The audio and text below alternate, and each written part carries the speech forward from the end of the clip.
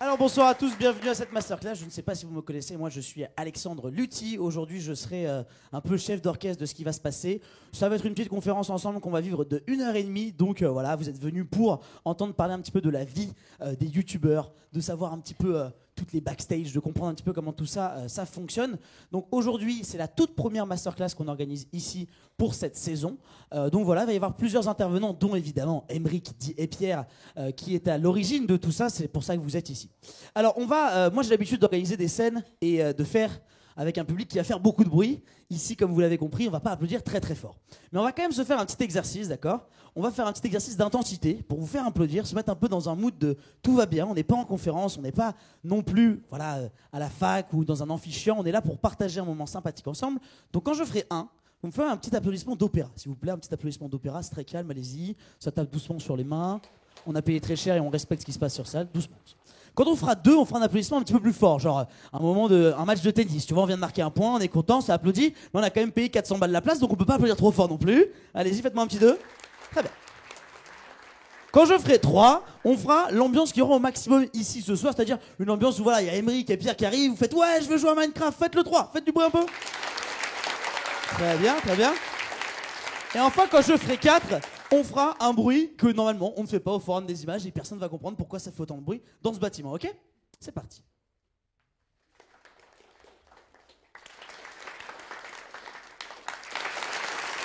Faites du bruit! Voilà, donc personne ne fait ça au Forum des images, donc comme ça on leur a fait yes, nailed it. Mesdames et messieurs, je vais vous demander de faire un petit 3 pour accueillir Mickaël, directeur du développement ici au Forum des images, développement numérique. Salut Mika.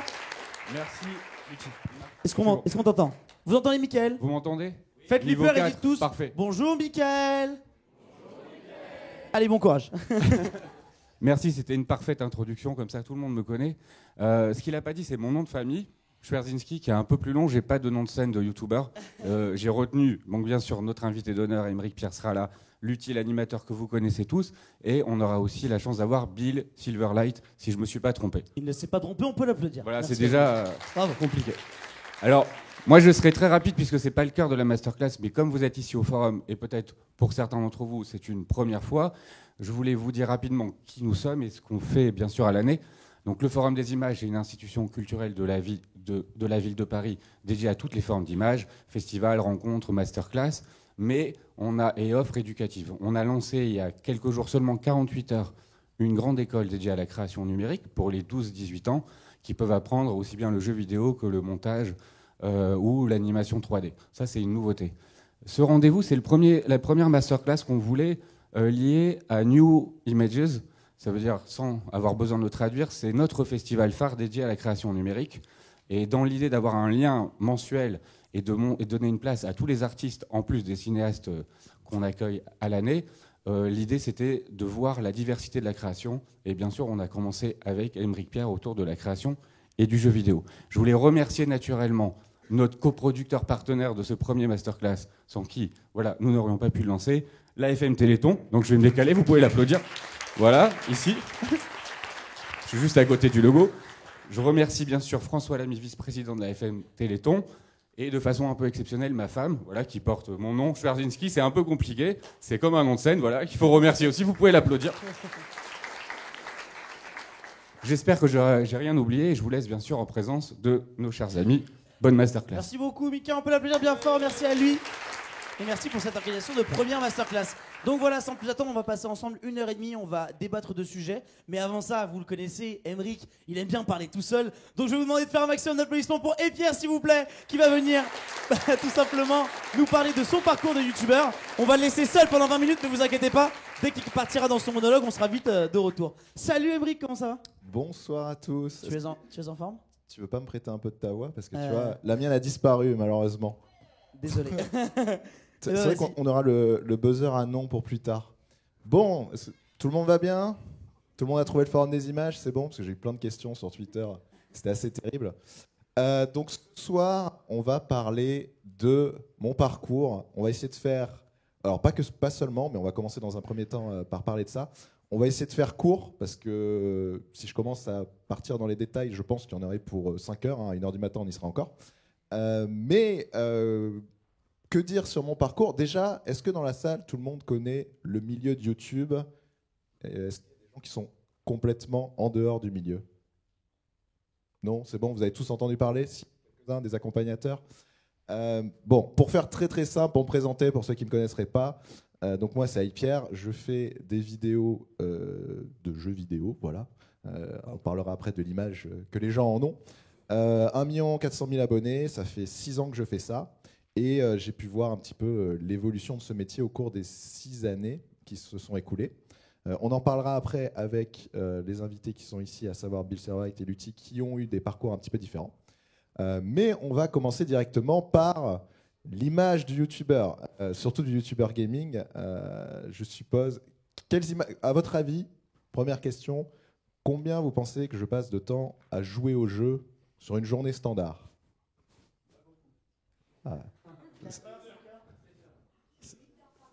À 8 heures par jour. Là, Et moi, joueur pro non plus. C'est les surenchères. Alors oui, c'est la différence avec joueur pro. Alors non, à l'heure actuelle, je dirais en moyenne, ouais, ça va être 3-4 heures par jour à peu près. Mais voilà, le jeu en lui-même ne représente pas la majeure partie de mon activité, alors que c'est mon activité principale. Parce que tout simplement, il y a beaucoup de choses qui se passent autour, tout un écosystème autour. Ce qui est intéressant de voir, c'est que je vais reprendre mon parcours année par année, ça va être le plus simple. J'ai commencé en 2012. Moi, j'ai une formation d'ingénieur à la base, donc je travaillais avec un vrai travail, comme certains aiment le dire. J'ai travaillé pendant 5 ans et ensuite YouTube est arrivé un petit peu comme ça. Hein, on ne décide pas de devenir YouTubeur, ça vient à nous. Et m'a fait quitter mon travail. La première année, ce qui s'est passé, c'est que je travaillais la journée, je faisais YouTube le soir. Ça a commencé à marcher et on était encore vraiment dans cette optique de vraiment, quand on rentre, on tourne notre vidéo, on la publie, mais il n'y a rien d'autre à gérer. C'était vraiment ça, c'était très très simple. C'est généralement les premières années et ça se passe bien. Derrière, ça a pris de l'ampleur. Donc c'était en 2012 et début 2013. Donc j'ai décidé de quitter mon travail et de m'y mettre à plein temps complètement, de franchir le cap, même si à l'époque ça faisait peur à beaucoup de monde. C'est là qu'on commençait que j'ai commencé à me professionnaliser un petit peu.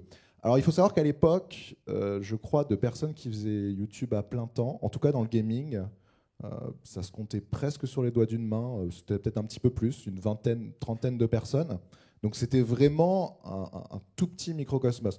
Aujourd'hui, si on prend tout le gaming, ne serait-ce que YouTube et stream aussi, parce que le stream, il y a eu l'essor après, je ne sais pas combien on pourrait dire en France, mais on est largement au-dessus des 200, 300 personnes. Je pense qu'on n'est pas loin des 500. Donc ça, en l'espace de 4 ans, ça a vraiment, plus que 4 ans, de 5 ans, ça a vraiment, vraiment explosé.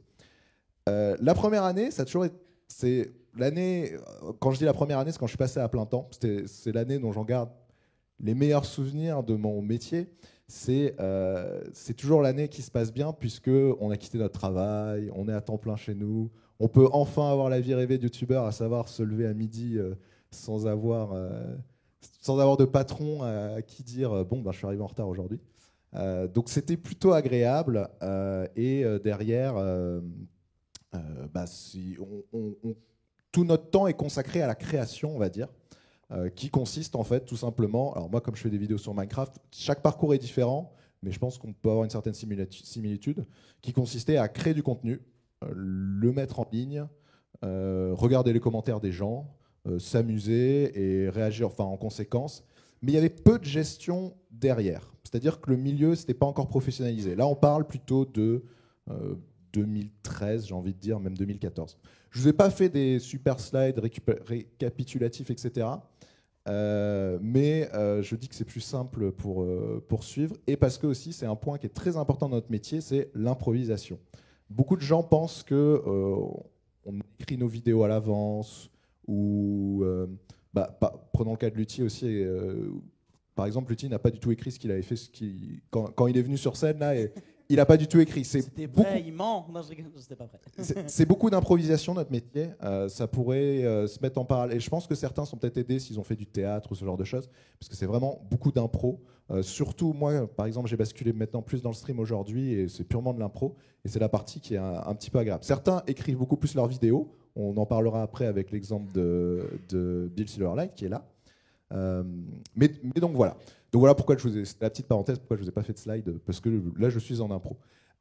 Donc là, j'étais dans les années 2013-2014 et très vite, le milieu a commencé à se professionnaliser. Et c'est là que c'est les choses que vous ne voyez pas forcément quand vous êtes spectateur, tout simplement, parce que tout ce que vous voyez, c'est la création qu'on fait dans nos vidéos, les vidéos qu'on publie, ce genre de choses. Mais il y a tout un microcosmos qui a commencé à émerger derrière et qui, je pense, est intéressant d'en parler. À savoir, on a eu dans un premier temps les fameuses agences, les fameux networks, puisque on a de l'argent qui a commencé à se vraiment générer en grande quantité. Donc c'était 2014, 2015, et forcément l'argent attire des bonnes personnes comme des moins bonnes personnes. D'une part, et également il a fallu se structurer tout simplement. Qui saute un peu de temps en temps. Oui, c'est bon, tout le monde m'entend.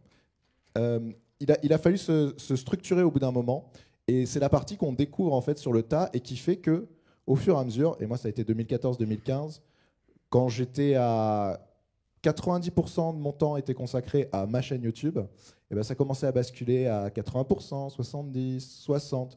Aujourd'hui, en 2018, je dirais que on est à peu près à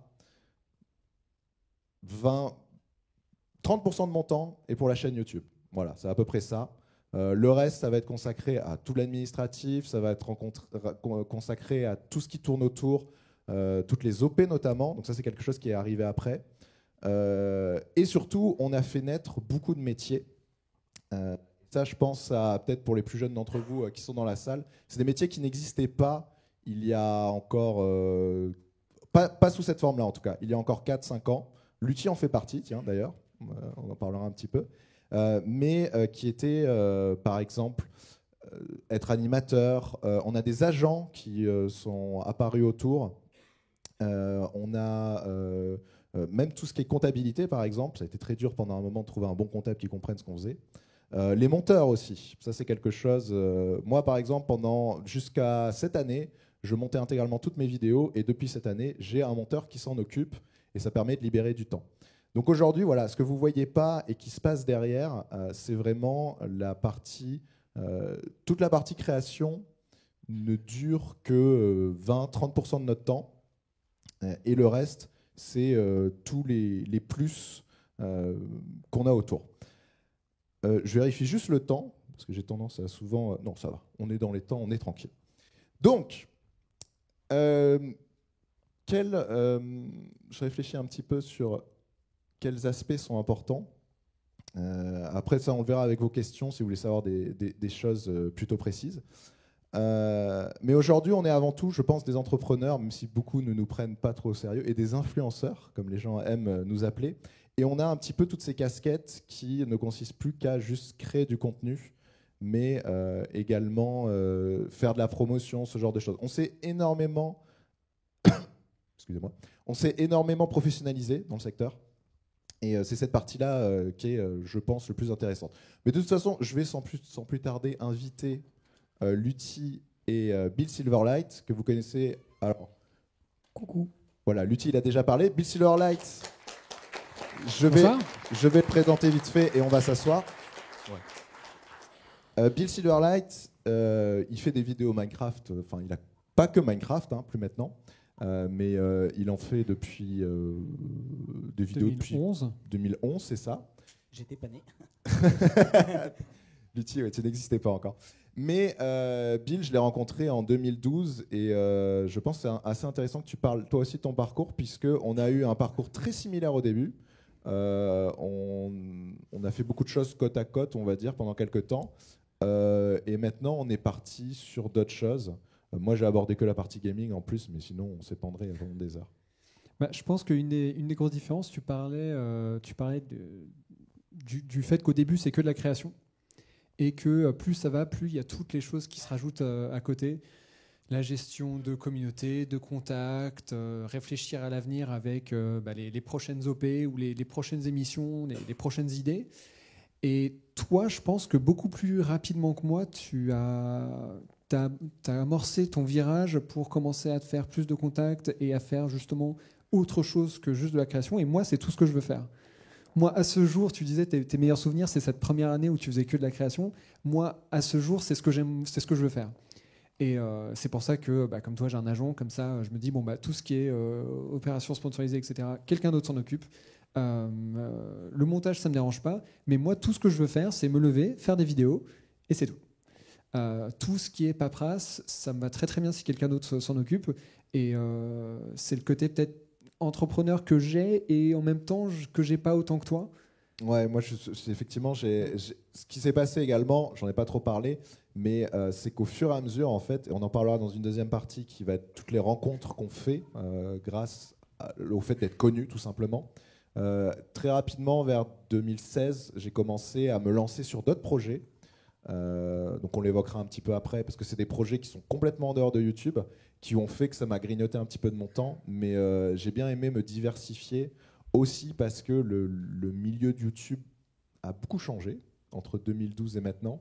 Là où 2012, c'était très, je vais pas dire bisounours, mais c'est presque le mot. Un peu de ça. C'est-à-dire 2012, on était vraiment tout seul en train de créer dans notre coin, tout se passait bien, tout était beau. Et au fur et à mesure, l'explosion de YouTube a fait que, comme dans n'importe quel réseau social, ça attire les bons et les mauvais côtés, et notamment tout ce qui fait du volume, quoi, tout simplement. Très clairement, toi c'est très rigolo parce que du coup moi mon parcours est bien différent. Moi j'ai commencé vraiment à m'y mettre, j'étais fin 2015, et pour le coup on devenait pas youtubeur, mais enfin ça nous tombait pas dessus d'être youtubeur, mais on voulait devenir youtubeur. C'est un peu un exemple bateau de Secret Story 1 et Love Story. C'était cool parce que les gens ils savaient pas ce qu'ils s'y attendaient, et puis Secret Story 5, les gars ils étaient fans de Secret Story 1 et ils voulaient juste devenir connus et utiliser ça pour devenir quelque chose. Ça a beaucoup changé, et YouTube, je trouve c'est un peu le même exemple. YouTube, les premières personnes connues, elles savaient pas ce qui allait leur arriver. Toi, tu en faisais partie, tu faisais des vidéos pour ton plaisir, et au final, tu as eu 1 million d'abonnés. Mais aujourd'hui, beaucoup de gens qui se lancent sur YouTube, leur objectif, c'est d'avoir des abonnés. Ouais, voilà. Et pas de créer du contenu. C'est ça qui est très différent. C'est parce qu'on a vraiment basculé dans un milieu qui existe professionnellement parlant, là où c'était pas le cas il y a 6 ans. Il faut savoir, juste à titre de comparaison, quand Bill et moi on a commencé, la monétisation n'existait pas sur YouTube. C'est ça. Et moi, je me souviens que les premières soirées où j'allais, après avoir commencé YouTube, je leur disais, je suis youtubeur. Quoi ? Et alors que maintenant, si je vais à une soirée et que je dis que je suis youtubeur, les gens vont être très curieux parce que ça reste intéressant, mais ils vont savoir de quoi je parle. À l'époque, pas du tout. Et comme toi, moi j'ai commencé YouTube parce que j'avais quelque chose à partager. Et je me disais, pourquoi pas, je vois d'autres personnes qui font la même chose que moi qui fonctionnent. Et 1 an plus tard, je reçois un chèque de Google. Je fais, ah mais tiens. Et je gagne ma vie. Mais c'est ça, j'ai pas du tout commencé pour gagner de l'argent ou pour être connu, juste parce que je me suis dit, tiens, j'ai envie de m'exprimer de cette façon-là. C'était ça les montants au début, tu recevais tes petits. C'était 70 € le premier. 70 €, c'était incroyable. Mais c'était juste incroyable parce que c'était une façon de. On le voyait vraiment pas comme un métier, là où aujourd'hui, nous, on le voit comme un métier parce qu'on a basculé là-dedans et on raisonne plus. Enfin, pas totalement, hein, on reste quand même dans l'esprit de YouTube qu'on avait où c'est la création. Et très souvent, il y a des choix, des fois, qui sont difficiles à faire parce qu'il y a des choix où on a envie de le faire. Et en fait, à partir du moment où c'est un métier, il faut raisonner que. Oui, on continue à faire la création comme on aime la faire, mais il faut aussi réfléchir à c'est notre métier, donc il faut en vivre. Et des fois, il y a un peu des dilemmes sur j'ai envie de faire ça, mais si je le faisais légèrement différemment, ça marcherait beaucoup mieux. Donc voilà. Ou des vidéos qu'on fait pas parce qu'on sait que ça va nous prendre 1000 heures et que ça va jamais être rentable. Et on dit il faut que je fasse quelque chose d'autre à la place, malheureusement. Ouais, dans l'arrivée du temps, il y a eu l'arrivée de la professionnalisation, c'est-à-dire des gens qui sont arrivés pour encadrer. Aujourd'hui, des youtubeurs qui partent from scratch d'une vidéo avec un mauvais setup, qui gagnent de l'argent pour avoir un nouveau setup, ça existe quasiment plus. Mais d'un autre côté, si tu as 10 abonnés, tu n'as pas envie d'avoir une vidéo avec ton cast Sennheiser et ton fond vert de très bonne qualité, parce qu'il n'y a plus cet accompagnement. Il y a une espèce de professionnalisation dès le début. Tu vois des gens qui ont 1000 abonnés et qui ont claqué 15 000 balles dans leur matos. En fait, c'est une espèce de rêve américain qui s'est créé, qui est le côté je veux tout de suite être gros et pas forcément attendre et passer les étapes. On veut brûler les étapes. Et du coup, c'est d'ailleurs pour ça qu'il y a plein de youtubeurs qui ont été un peu créés toutes pièces, ou du moins accompagnés pour gagner plus de visibilité d'un coup. C'est le danger un petit peu aujourd'hui, des fois quand ils sont encadrés par certaines grosses structures. On en mentionne une, mais je pense que tout le monde connaît Webedia. Mais c'est une bonne chose dans certains cas. C'est ça. Voilà, ça peut être dans un sens ou dans un autre. Mais effectivement, on n'a plus ce rêve un petit peu. C'est beaucoup plus difficile aujourd'hui, je pense, même si tout est une question de trouver la bonne idée. De buzzer, hein. On appelle ça comme ça. Mais de toute façon, ça marche des deux côtés. C'est à la fois ceux qui se lancent, on se regarde de ces professionnels dès le début, mais de l'autre côté, il y a aussi l'audience. Ses attentes ont changé. Nous, quand on a commencé, on pouvait avoir une qualité horrible, un mauvais micro, c'était pas grave. Aujourd'hui, si tu commences, tu peux avoir une super idée. Si la qualité est mauvaise, les gens se sont tellement habitués à une bonne qualité que tu pourras pas marcher. Oui, puis aujourd'hui, on en parlera dans la deuxième partie. Moi, j'ai commencé mon métier au moment où il y avait déjà beaucoup de monde qui était en place. Je pense que moi, quand j'ai commencé en 2015, tu avais déjà quasiment 1 million d'abonnés. Je les ai eu... 2016, courant 2016 Je sais plus si c'est 2015 ou 2016. Enfin, en tout 2016, cas, je crois. t'avais plus d'abonnés que je ne pensais un jour toucher de gens sur mon Twitter depuis le début de l'humanité, quoi. Enfin, genre, c'était beaucoup de monde pour moi. Mais en fait, ce qu'il faut bien considérer aussi, c'est que ça a énormément évolué et très vite pris de l'ampleur. Et puis surtout, ça s'est démocratisé auprès des yeux du grand public. Et moi, aujourd'hui, je suis animateur, streamer, youtubeur. Je fais de la télé. J'anime des scènes, enfin je veux dire le milieu s'est complètement transformé et il y a beaucoup de choses qui ont été beaucoup plus facilement acceptées et YouTuber Gaming ça faisait peur il y a 6 ans, aujourd'hui on demande combien tu gagnes d'argent quoi. Donc ça a vraiment beaucoup évolué et comme tu le dis il y a un sens positif et un sens négatif mais il y a quand même ce côté que quoi qu'il arrive il y a une reconnaissance plus que ce qu'on avait à une certaine époque. C'est ça, il y a une énorme reconnaissance. C'est vrai qu'il y a eu la fameuse époque où mais comment ça, tu joues aux jeux vidéo et tu gagnes de l'argent pour faire ça? Alors qu'aujourd'hui, on a toujours la question, quand tu dis t'es dans les jeux vidéo, c'est quoi? C'est t'es youtubeur, t'es joueur e-sport. Et au final, joueur pro, c'est presque plus encore, j'ai envie de dire, pointé du doigt que youtubeur. Je trouve que youtubeur youtubeur est rentré plus dans les mœurs. C'est plus récent. Youtubeur est rentré plus dans les mœurs grâce à tous les vlogueurs aussi qui ont vraiment fait passer la chose dans le grand public. Et puis il y a tous les youtubeurs gaming qui sont devenus des youtubeurs grand public. On pense à Mixem, Squeezie qui sont quand même des gars qui ont beaucoup de visibilité. Squeezie, même il y a aussi Wartech par exemple. Bien sûr. Voilà, des transformations complètes. Ça c'est aussi un point qui est intéressant à voir parmi les anciens, c'est que certains qui ont commencé en 2012 ont complètement évolué et changé. Chose que nous on a évolué aussi, mais peut-être pas autant. Moi. Mais quelque chose de vachement intéressant que tu as dit, c'est toi, tu te définis comme youtubeur, streamer, animateur. Et en fait, je pense qu'aujourd'hui, on a tous une panoplie de titres, entre guillemets. On se résume jamais à juste être youtubeur ou juste être streamer. On est comme Daenerys. C'est ça. Quand on est dans ce Mère des business, dragons, on a forcément plein de choses qui se passent en même temps. Et aujourd'hui, c'est vrai qu'à part dire que je suis vidéaste, c'est le plus large parce que tous les autres, c'est trop spécifique par rapport à ce que je fais. Et vous, c'est pareil. Mais aujourd'hui, même, mis à part, par exemple, si tu réussis à arriver sur un timing, par exemple, les gens qui étaient complètement inconnus, qui ont débarqué sur Fortnite, avec une grosse partie d'enfants qui sont intéressés à ce contenu et qui sont devenus de rien à quelque chose. Aujourd'hui, moi, j'ai eu la chance d'en parler à Zerator à la fin du The Event de l'année dernière. Aujourd'hui, tu fais pas forcément du contenu pour plaire aux gens, tu fais du contenu pour plaire aux gens qui sont plus connus que toi, pour qu'ils aident à faire en sorte que ton contenu soit connu. Et ça a aussi beaucoup évolué parce que quand tu as commencé Minecraft, tu faisais des vidéos Minecraft pour ton plaisir et c'est les gens qui t'accompagnaient. Aujourd'hui, moi, quelles que soient les vidéos que je fasse, quel que soit le domaine dans lequel je vais vouloir faire des vidéos, il va falloir que les gens connus de ce domaine-là m'accompagnent un minimum, sinon c'est quasiment impossible d'exister. Il faut aussi se dire qu'à une époque, il y avait 100 chaînes YouTube créées par mois. Aujourd'hui, c'est 150 chaînes YouTube qui se lancent par jour. Enfin, il faut aussi se dire que la concurrence globale, du fait qu'il y ait de l'argent à gagner, du fait qu'il y ait des gens connus et du fait qu'il y ait de l'admiration pour le travail qu'on fait et le fait de pouvoir prendre des bains quand on est au taf et se lever à midi, c'est vrai que c'est pas trop mal, on va pas se le cacher. Il y a eu ce côté où beaucoup de gens se sont lancés d'un coup et ça a un petit peu bloqué complètement le marché. Et mis à part d'être sur un bon buzz au bon moment, donc exemple, un jeu comme Fortnite qui buzz, qui va toucher beaucoup d'enfants et qui va te permettre d'avoir beaucoup d'abonnés d'un coup, ou alors d'être accompagné par des gros youtubeurs. On peut prendre l'exemple de Master Batman ou de notre ami Neoxy, qui sont des gens qui sont des youtubeurs face caméra, qui avaient il y a environ 1 an 50 000 abonnés, qui aujourd'hui en ont 1 million parce qu'ils se sont fait révéler par d'autres gros youtubeurs. Donc on en parlera aussi, mais malheureusement le national est obligatoire. Tu peux plus devenir Zerator aujourd'hui en fait. C'est fini cette époque-là. Ouais, tout à fait. Et ça a beaucoup changé les choses. Et du coup, il faut revoir son jeu. Mais tu peux pas te dire aujourd'hui, viens, je vais faire des vidéos Minecraft et je vais devenir connu. Ce que je dis souvent aussi aux gens qui veulent... Il y en a plein qui ont le rêve de devenir youtubeur, etc. Nous, il y a une chose dans notre métier qu'on a du mal à trouver, parce que j'ai cherché, c'est des monteurs, tout simplement, des bons monteurs. C'est difficile d'en trouver vraiment des bons, et c'est quelque chose aujourd'hui qui est un nouveau métier ça va exploser, clairement. Ah bah ouais, depuis 1 an, je pense que 70% des chaînes YouTube que vous connaissez ont maintenant des monteurs vidéo. Des monteurs. Et il n'en avait pas avant. Hein. On a perdu un petit peu, du coup, cette image de YouTube très... One Man Army. Voilà, ouais, très... c'était comme ça. Et, alors, certains la gardent, cette image, en faisant penser qu'ils tournent chez eux. On a eu ça pendant longtemps, voilà, avec certains vlogueurs, où en fait, ils ont reproduit leur décor de chez eux directement dans des studios. Mais ça fait partie, en fait, de la suite logique des choses. Mais... On a perdu un petit peu de cette authenticité en route, mais malheureusement, dans un milieu qui devient plus concurrentiel, on n'a pas trop le choix non plus.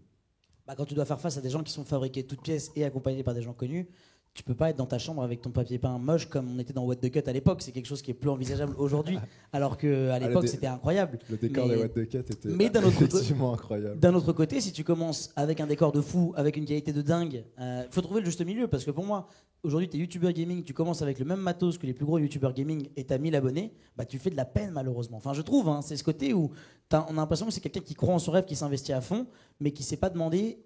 Et c'est ça aussi qui est important, c'est quelle est l'attente des gens. Parce qu'avant, on avait notre propre attente, on proposait du contenu et les gens prenaient ou prenaient pas. Aujourd'hui, si tu réfléchis pas à ce que les gens attendent, bah, tu vas très souvent être dans un mur.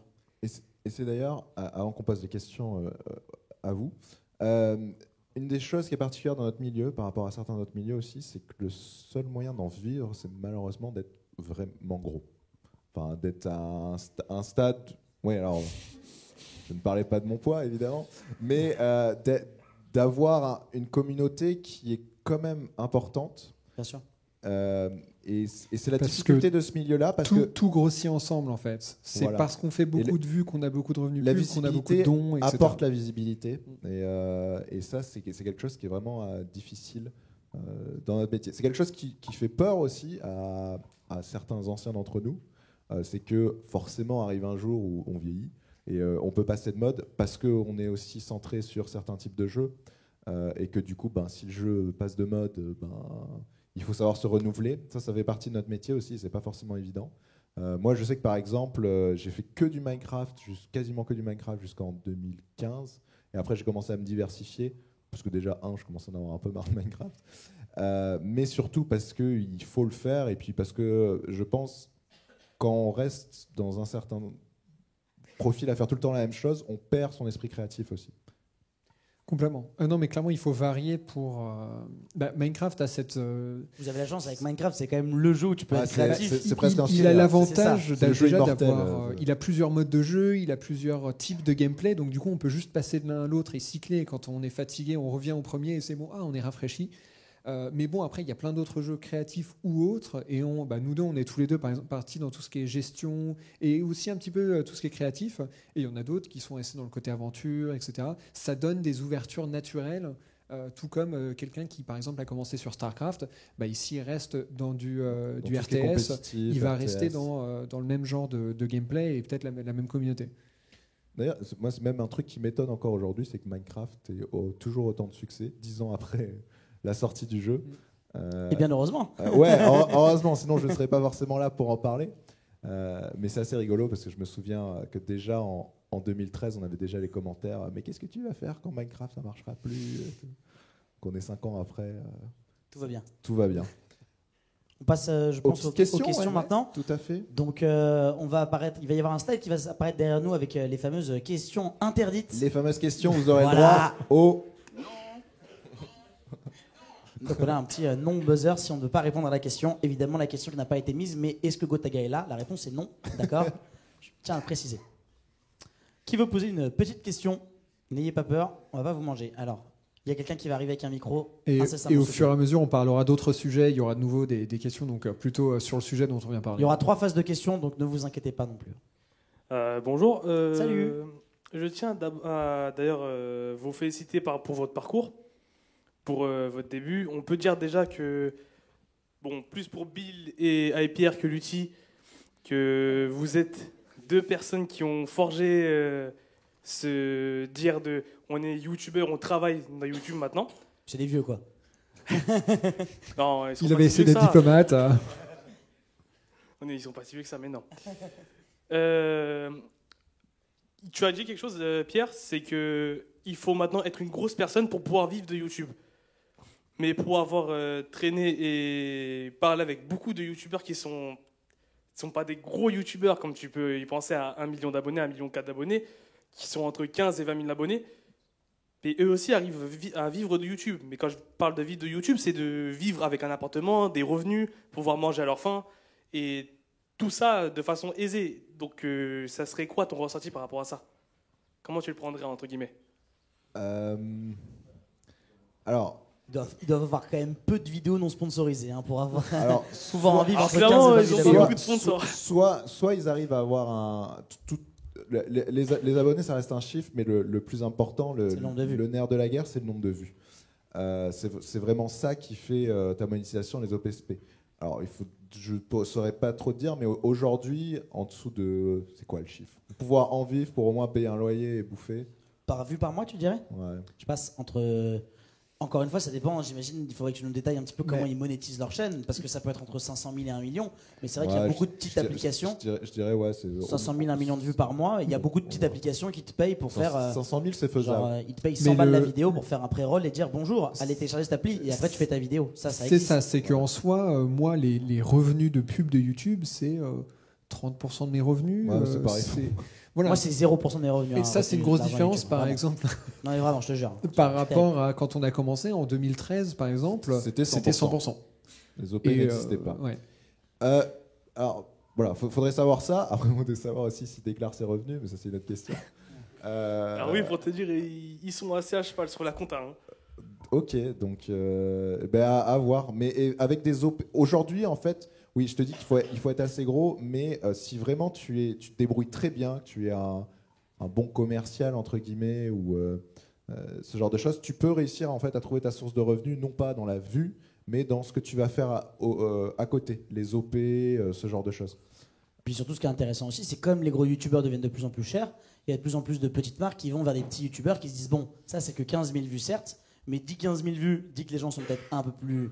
Voilà, quand tu vas voir une vidéo toi-même qui a Et que 15 000 vues, tu te sens peut-être un peu plus impliqué que dans une vidéo qui a 4 800 000 vues, ce qui peut paraître logique, un peu ce côté communautaire qui Et touche. ça, c'est peut-être un public plus ciblé aussi. Voilà, et du coup, peut-être que, certes, ils font moins de vues et ils font pas d'argent grâce à YouTube, mais il y a plein de petites boîtes et d'applications qui leur proposent de dire bon, là, je te mets 50 ou 100 balles sur ta vidéo et tu fais un pré-roll et un after-roll, c'est-à-dire qu'au début de ta vidéo, dans la vidéo, toi-même, tu parles d'une application et en sortie de vidéo, tu en parles et sur un mois, tu gagnes 400 € parce que tu le fais ça sur plein de vidéos. Après, entre 15 000 et 20 000 abonnés pour gagner bien sa vie si tu vis sur Paris, alors encore une fois, vivre à Tourcoing et vivre à Paris, c'est très différent hein, en termes de prix de vie de tous les jours. Tout à fait. Et du coup, je pense que c'est aussi qu'ils doivent poncer un nombre de vidéos incalculable. Parce que si tu fais une vidéo par semaine et que tu essaies de vivre comme ça, tu peux pas mettre 5 tu peux pas mettre 5 pubs de 5 applications différentes en mode allez, la vidéo vient de commencer, on est à 4 minutes 20 de vidéo, mais j'espère que vous avez téléchargé les 5 premières applications parce que grâce à ça, j'ai mangé du pain. Donc tu vois, il y a ce côté, oui, d'un côté, ils peuvent en vivre, mais est-ce que ce sera une situation pérenne? C'est moins sûr. Je pense que. Ouais, c'est tout bon. Voilà. Parfaitement. J'avais juste une dernière question. Alors, on a beaucoup parlé de ton parcours, toi et Pierre. Il est sur YouTube, on peut le voir de A jusqu'à Z. Avec ta fameuse ancienne machine à laver qui faisait du bruit derrière tes vidéos. Tout le monde s'en rappelle. Tout à fait. Et de ma première vidéo, où, comme on disait tout à l'heure, à l'époque, on pouvait vraiment faire de la qualité de merde et ça passait Ouais, clairement. quand on regarde la Batcave, on voit un peu la différence aujourd'hui. C'est pas méchant, mais En fait, à l'époque, tout était dans le contenu plus que dans la présentation du forme, contenu, plus que dans la forme, tout à fait. Mais moi, j'avais une question, c'est par rapport à Bill. Bill, qu'on a beaucoup vu avec ses vidéos Bienvenue dans Language Craft, c'est ça? On voyait des montages où tu passais 8 à 9 heures sur ton montage pour faire une seule vidéo. Moi, je voudrais savoir un peu ton parcours à toi. Du début jusqu'à la fin, comment ça s'est passé? Du coup, on va créer une nouvelle masterclass. Si vous voulez rester 1h30 de plus, ne bougez pas, ça va très bien se passer. Non, Bon, pour la faire un peu courte, ça reste relativement traditionnel dans le sens où moi aussi j'ai commencé dans ma chambre chez mes parents. Ensuite, quand j'ai déménagé, j'avais mon bureau dans le salon. Et c'est qu'en déménageant là, il y a quelques années que j'ai eu mon propre studio dans la maison. Mais jusque-là, même si c'était professionnel, ça restait dans le salon. Donc c'était pas, ça avait ce côté professionnel et aussi un petit peu bricolé. Mais je pense que j'ai peut-être j'ai peut-être toujours réussi à faire un petit peu plus illusion par certaines choses. C'est-à-dire que, tiens, tu parlais du côté travailler aussi tout à l'heure en me mentionnant. C'est-à-dire que moi, la raison pour laquelle je fais moins de stream aussi, c'est que je veux vraiment avoir du contenu vraiment fini. Et c'est pour ça que je fais beaucoup moins de stream. Pour moi, tant que la vidéo n'est pas passée sur la table de montage, elle n'est pas tout à fait terminée. Du coup, je pense que j'ai peut-être donné cette impression que tout était très très professionnel, très peaufiné dès le début, mais c'était quand même beaucoup de bricolage. Donc ça me fait plaisir, c'est-à-dire que c'était réussi. Mais non, sinon après j'ai eu un parcours plutôt traditionnel, juste qui s'est fait au fil de plusieurs années.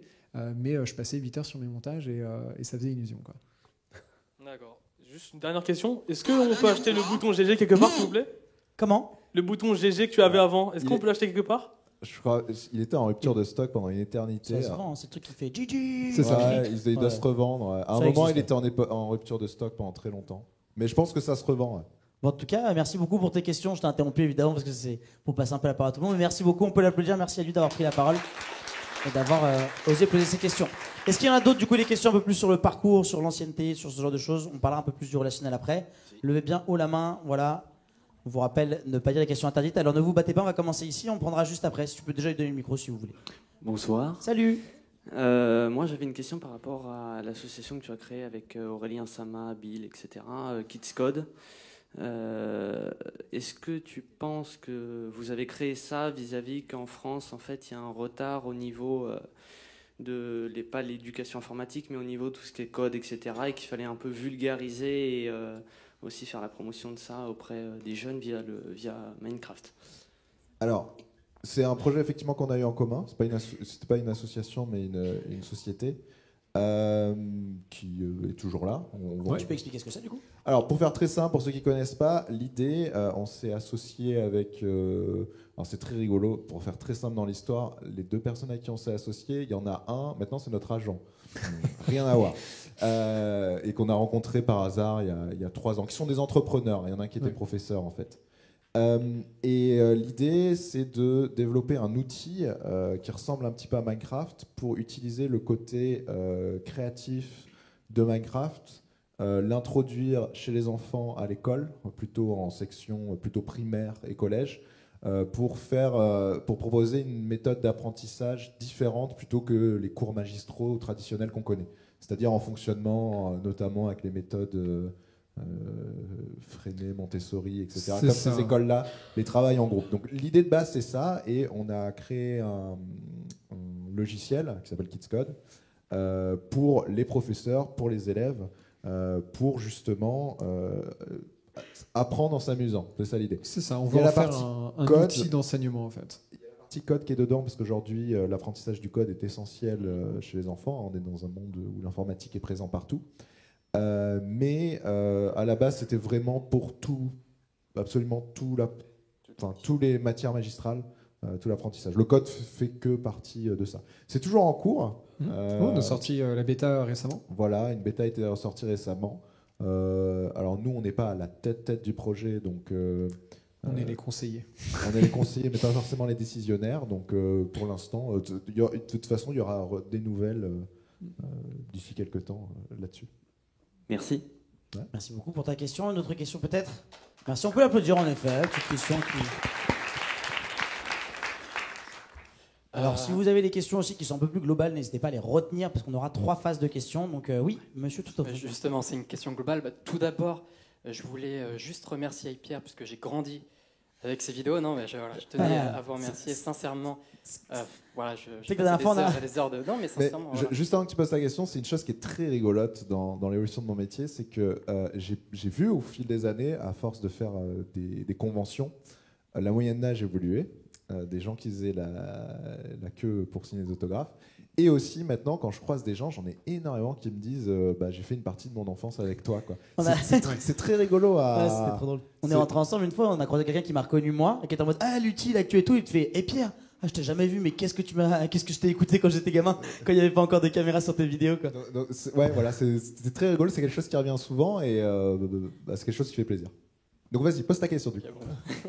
Non, du coup, ma question, c'était... voilà, il y a un truc que j'ai toujours trouvé curieux, c'est au regard des médias plus traditionnels, type, je sais pas moi, la télé, la radio, où on peut avoir un journaliste qui peut très bien passer présentateur, animer une bulle à la radio.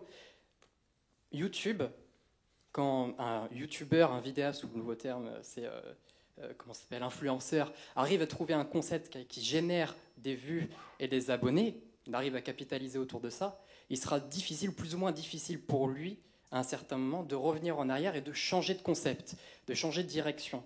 On l'a vu par exemple avec Fanta, qui, avec toute sa communauté, qui malheureusement, c'est un peu mal fini. Wartech, au contraire, c'est un exemple qui contredit cela. Enfin bref, il y a des choix et des décisions qui ont été faits par certains youtubeurs et qui n'ont malheureusement pas pu continuer. Donc voilà, je voulais poser cette question, c'est quelle est, à quelle mesure, je perds mes mots, c'est meilleur.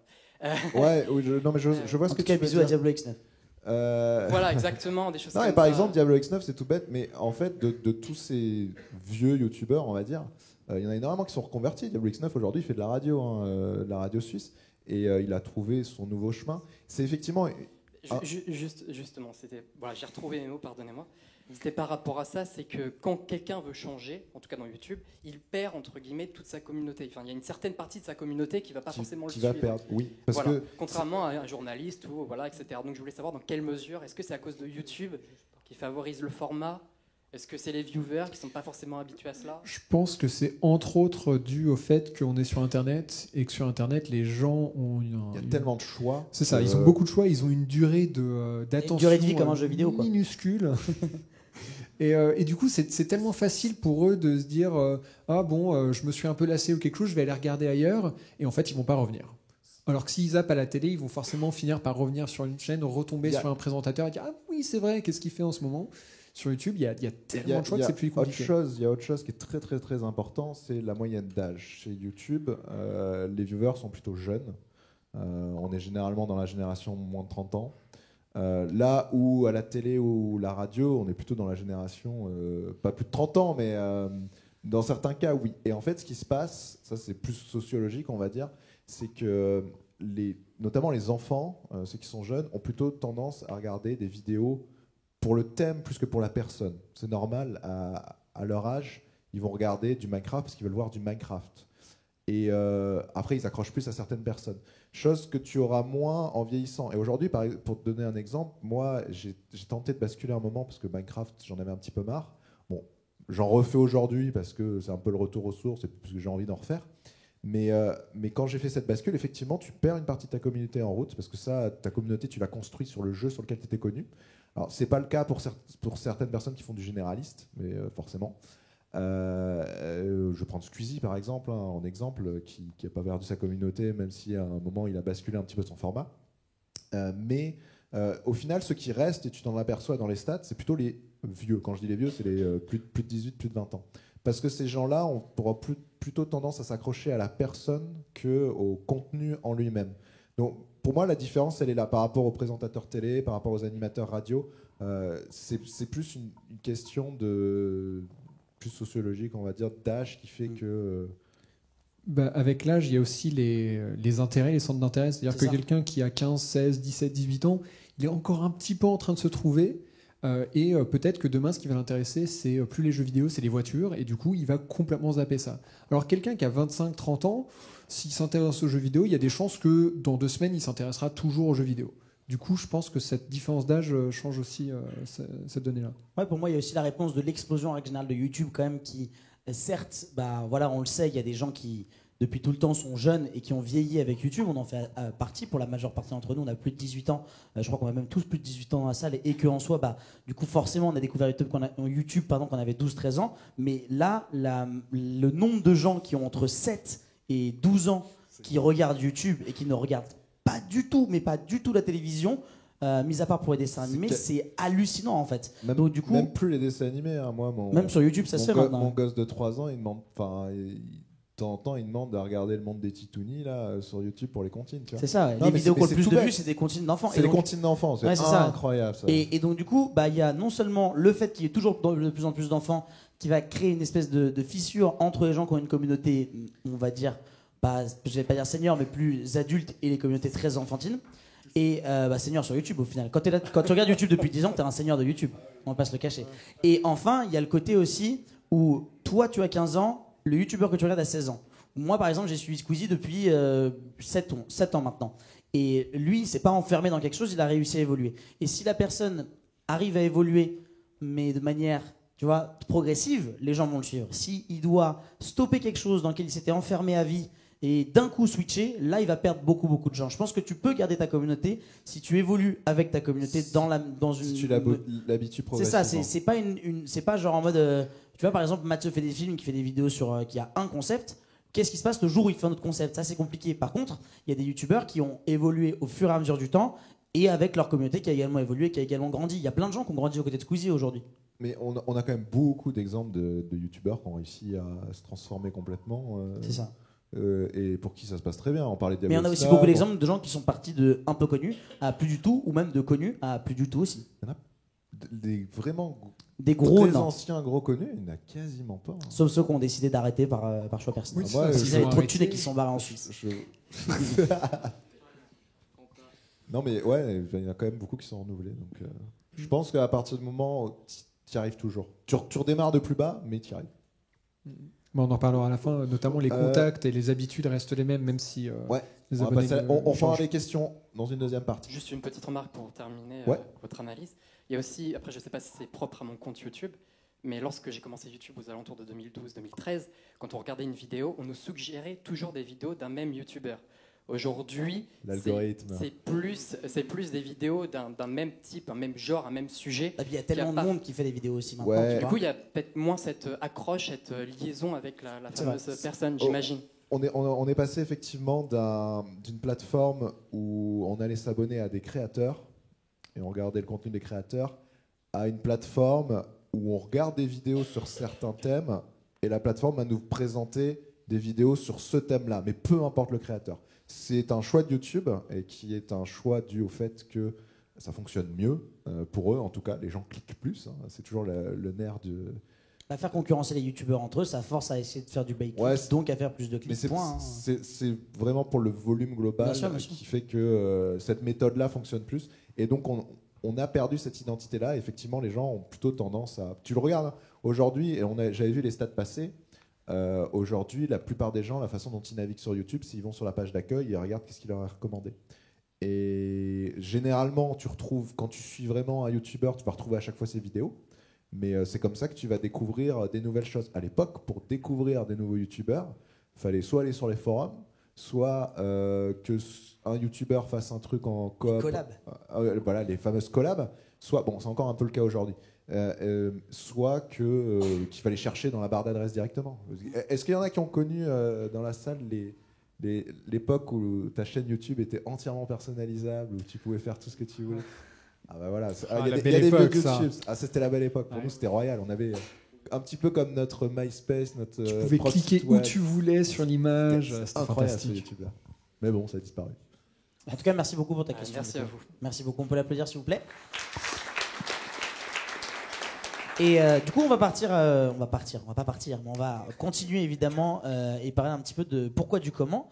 L'AFM Téléthon nous a également aidé à organiser cette masterclass, mon cher Émeric. Oui, tout à fait. Comment on est là? Tout simplement grâce à l'AFM Téléthon qui m'a proposé de faire cette masterclass. C'est un sujet que j'ai pas évoqué dans mon parcours, mais ça fait, avec l'influence, nous on fait du caritatif depuis longtemps. Moi, plus particulièrement pour le Téléthon, depuis 2013, même 2012, je crois, j'avais fait. Et ça a step up au fur et à mesure. Et vous le savez, de façon générale, le caritatif a réussi à prendre une place relativement importante dans le monde des jeux vidéo et dans le monde de YouTube. Et du streaming, oui, voilà, du streaming également. Surtout du streaming, parce que ça permet de faire du marathon. Et c'est quelque chose qu'on aime bien faire parce que pour nous, c'est facile à faire. Ça défend souvent des belles causes. Et donc, une fois de plus, cette année, on va en parler après, mais cette année, je participe au Téléthon, comme Bill ici présent et comme Lutti. Et en plus, cette année, ils ont une nouvelle fonctionnalité qui est toute simple. C'est pour faire un don au Téléthon. Avant, il fallait prendre son téléphone, appeler, aller sur Internet. Et ben maintenant, il vous suffit juste d'envoyer un SMS en mettant don au 92 007 et vous faites un petit don de 5 €. Et tout simplement, si 5 €, ça représente quoi? C'est Un kebab. Un kebab, Ouais, voilà. C'est un Happy Meal plus un autre jouet en plus. Voilà. Ce qui est vraiment rien du tout, mais si les gens, et c'est ce qu'on s'est aperçu aussi dans l'événement caritatif, c'est le fait que toutes ces personnes donnent 1, 2, 5 €, c'est ça qui fait qu'au final, comme nous on rassemble énormément de monde, c'est ça qui permet de dégager des grosses sommes pour une très belle cause. Et puis même si vous êtes enfant, rappelez-vous quand vous étiez petit que vous vous y engueulez parce que vous voliez le téléphone de vos parents pour vous abonner à Dofus. Et bien là, si on vous dit pourquoi il y a plus 5 € sur l'abonnement, tu pourras toujours dire c'est pour le Téléthon, et ça c'est sûr que c'est quoi qu'il arrive une bonne idée. Donc je pense qu'on va tout de suite accueillir, et je vais vous demander de faire un peu de bruit. On va faire un petit 3, mesdames et messieurs, pour François Lamy, vice-directeur de la FM Téléthon. Je vais lui laisser ma place. Vas-y, tu peux venir t'asseoir si tu veux.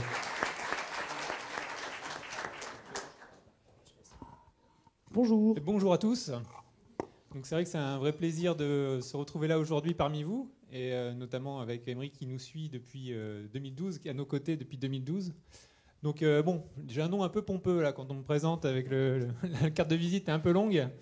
Donc en fait moi c'est surtout François Lamy, et je suis arrivé là-dedans en 2006 dans cette aventure du Téléthon, puisque ça remonte un petit peu, ouais, effectivement. Donc 2006, en fait, c'était 8 décembre 2006 précisément. C'est le jour de naissance de mon fils, de mon premier fils, de mon fils aîné. Et donc ce jour-là, j'étais à la maternité, j'étais super heureux, tout s'était bien passé. Comme on dit, la femme et l'enfant se portaient bien. Et voilà, ma femme est étrangère, elle venait d'arriver un petit peu en France, elle connaissait pas très bien. Et il se trouve qu'il y avait la télé qui était allumée à ce moment-là. Et 8 décembre 2006, comme tous les 8 décembre, en début du mois de décembre, c'était le Téléthon qui était à la télé. Et elle me dit, mais voilà... Qu'est-ce que c'est que ça? Je ne connais pas, c'est étonnant, tous ces gens handicapés à la télé. Et donc je lui explique, voilà, c'est le Téléthon, en France ça existe depuis très longtemps, c'est pour financer surtout la recherche pour les maladies rares et les enfants handicapés.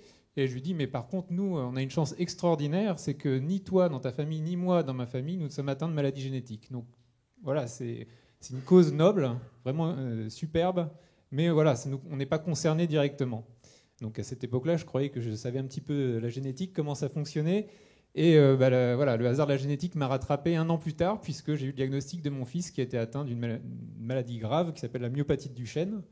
Et donc le lendemain, j'ai décroché mon téléphone. On aime bien le téléphone au Téléthon, hein, n'est-ce pas? Et je faisais la connaissance de l'AFM Téléthon, et je suis rentré dans ce combat immédiatement, du jour au lendemain, à cause de ça. Donc je vous raconte un petit peu mon histoire un peu longue. En fait, c'était surtout pour passer le message que le Téléthon, c'est pas les autres, c'est soi-même, et même quand on s'y attend pas, eh bien, on est vraiment tous concernés. Donc c'est pour ça que je remercie Pierre d'être à nos côtés depuis longtemps, et toute l'équipe des youtubeurs, instagrammeurs et tous les influenceurs présents dans la salle, ici présents, qui sont à nos côtés, puisque le Téléthon n'est plus, et non, c'est faux, que seulement le téléphone. C'est aussi une des community managers et des réseaux sociaux. On est très présent sur les réseaux sociaux, on se développe énormément sur ces médias-là. Et donc, on est ravis d'être à vos côtés pour pouvoir avancer dans ce domaine-là. Alors, je voulais en profiter donc, pour répondre à une question interdite. Vous avez des questions interdites. Nous, on n'a pas de tabou au Téléthon, on est complètement transparent. Combien tu gagnes? Eh oui, combien je gagne? La question que tout le monde se pose, eh bien c'est facile. Moi, je suis vice-président de l'association, je suis bénévole. Donc, je travaille au quotidien, un emploi à plein temps en tant qu'informaticien. Je travaille dans l'informatique. Mais le soir, la nuit et tout le reste du temps libre, voilà, c'est le Téléthon à fond, avec vous ici aujourd'hui, demain avec des entreprises pharmaceutiques, après-demain avec des patients, encore après-demain avec des médecins, etc., etc. C'est une aventure qui ne s'arrête jamais, qui fonce, et c'est tellement essentiel pour nous, les patients. C'est un vrai espoir, et on va y arriver. Et donc j'ai remercié ici un peu les influenceurs, mais surtout c'est vous qui comptez. Donc on compte sur vous, et c'est maintenant, grâce aux dons par SMS tels qu'ils vous ont été présentés, grâce à votre activité sur les réseaux sociaux. On est présent sur les réseaux sociaux, likez-nous, tweetez, Instagrammez, n'hésitez pas. Et voilà. Et donc je vous remercie à tous. #Téléthon 2018. Moi aussi je donne.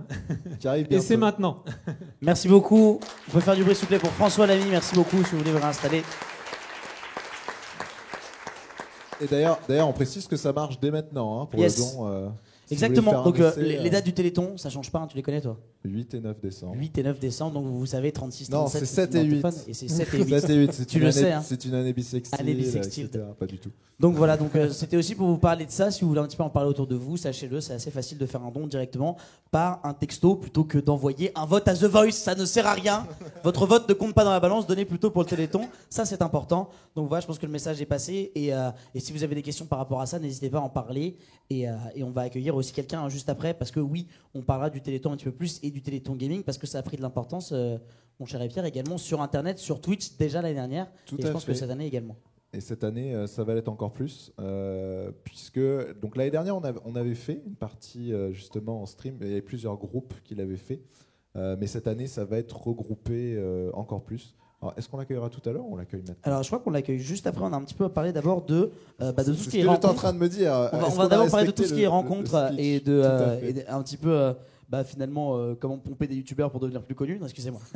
Non, mais justement tout le relationnel et tout ce qu'il y a autour de ça. Voilà. Et ensuite, on accueillera l'ami Pierre Lapin qui est juste là. Donc voilà, on va passer sur la troisième séquence, mon cher. La troisième mon cher séquence, Bill. les rencontres, le relationnel, on va le faire un petit peu tous ensemble, qui est un côté qui fait partie intégrante de notre vie en tant que famous, enfin pas vraiment famous people, mais en fait c'est juste le fait d'être influenceur fait qu'on va rencontrer énormément de monde, que ce soit dans l'industrie, donc notamment éditeurs de jeux, etc., mais aussi dans des cadres des fois qui paraissent, ça sort de nulle part.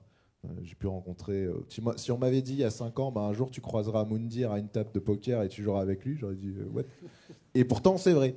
Ouais, hier, j'ai rencontré les gars de. Avant-hier, j'ai commenté un FIFA par les gars de Sniper, de Gravé dans la Roche. J'étais à côté de moi et j'ai fait Tunisiano, salut à toi. Aketeo, salut à toi. Et je les connaissais pas du tout. Je me suis fait détester par ma copine qui les adore. Donc, oui, c'est vrai qu'on est amené à rencontrer des gens. Parfois, on s'attend pas du tout. Et on rencontre des gens. Voilà, qui sont eux aussi des gens connus entre Qui guillemets. sont eux aussi des gens connus. Il y a cette partie-là et il y a la partie aussi. J'ai parlé dans une première partie où j'ai dit que, et Bill l'a mentionné, qu'à partir d'un moment, moi je suis plus parti sur des projets aussi autour de YouTube. Et c'est toutes ces personnes-là rencontrées qui font qu'on peut avancer. Le meilleur exemple qu'on a, c'est Marc-Antoine, qui est une personne, voilà, pour vous montrer l'importance de ces rencontres-là.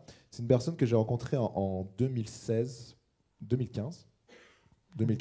pense. Ouais. 2015 par hasard, qui m'a envoyé un mail. Comme quoi, les mails dans les boîtes pro, quand ça concerne un sujet professionnel, ça peut être utile. Et qui m'a contacté parce qu'il voulait me parler d'un projet autour de Minecraft, etc. Et donc, j'y ai répondu.